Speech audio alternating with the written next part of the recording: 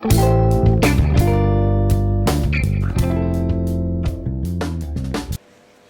xogo chámase Cubos Diabólicos. Está formado por 4 cubos de diferentes cores.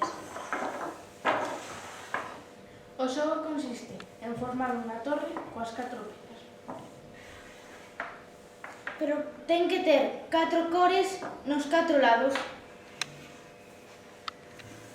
Na torre non se poden repetir as cores en cada cara. É aparentemente sinxelo, pero en realidade é moi lioso. Azul, azul. Rojo. Vale, para. A ver, amarillo. No, es este. Verde. No, no puede ser. Sí, es este. Así, amarillo, verde. Pero este azul va aquí y el rojo. ¿Ya?